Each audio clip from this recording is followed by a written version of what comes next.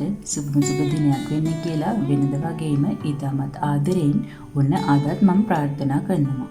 හැමදාමත් මගේ වීඩියෝ එක එකතු වෙලා ඉන්න ඔයගොල්ලෝ දන්නවනේ.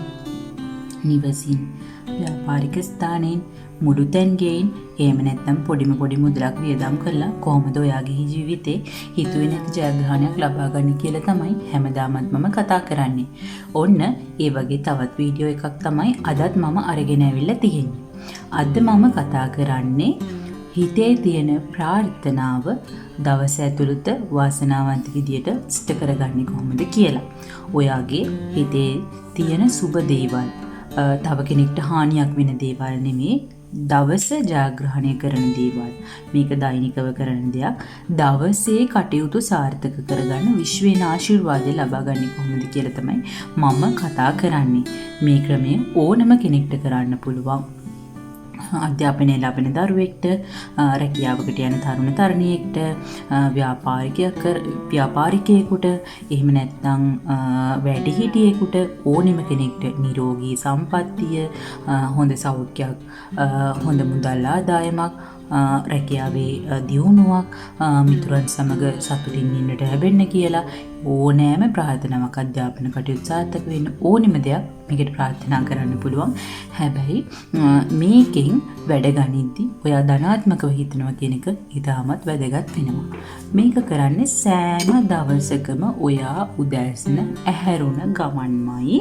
ඔයා ඇහැරුණ ගමන්ම වතුර ගුරක්වත් බොන්නේ නැතුව ඇඳෙන් බහැපු ගමන්ම ඔයාගේ ඇඳ සකස් කරන්නත් කලින් ඔයාගේ වම් අතට සහ දකුණු අතට තමයි මේ දේ කරන්නේ.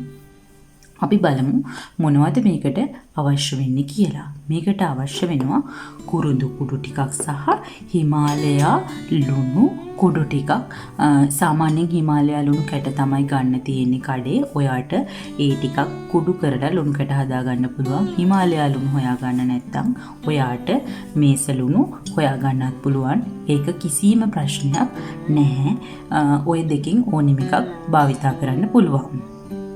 ඉතින් අපි බලමු කොහොමද විශ්වයෙන් දෛනිකව වැඩ ගන්න කියලා. ඔයාගේ විශ්ව ශක්තිය ඔයා වෙත ළඟා කරගන්නේ කොහොමද ධනාත්මකව. මේකේ වැදගත්ම දේ තමයි ධනාත්මක කියන කොටස. ඔයා සුබ සිතින් මේක ධනාත්මකව කරන්න අවශ්‍ය වෙනවා. ඇහැරුණ ගමන්ම ඇඳින් නැගිට්ටා, ඇඳින් බැස්සා, කිසිම වැඩක් කරන්න යන්න ඕනේ නෑ. ඔයාගේ අතේ අල්ලට මෙන්න මේ කුරුඳු කුඩු ටිකක් දාගන්න අවශ්‍ය වෙනවා. ඒ ටික උඩටම මෙන්න මෙහෙම අර හිමාලයා ලුණු හෝ මේස ලුණු ටිකක් දාගන්න අවශ්‍ය වෙනවා. ඊළඟට මේක අනිත් අත මේ විදියට තිබ්බා.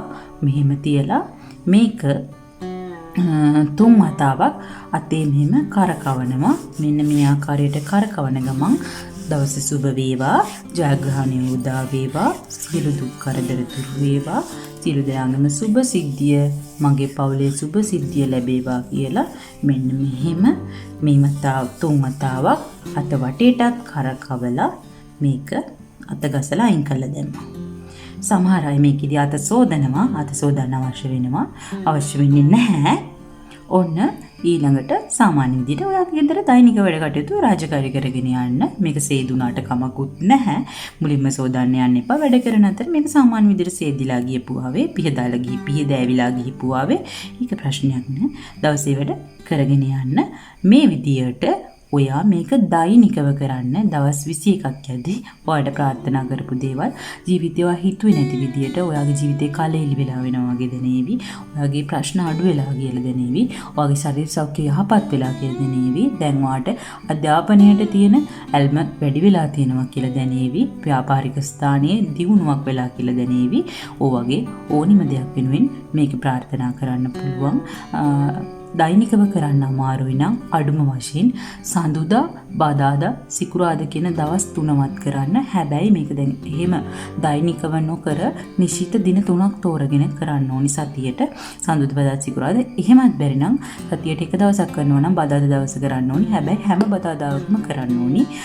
ඒ විදිහට කරගෙන යන්න ඔයා හිතුවේ නැති ජයග්‍රහණයක්, වාසනාවක්, ජීවිතය කරා ළඟා වෙනවා නොඅනුමානයි.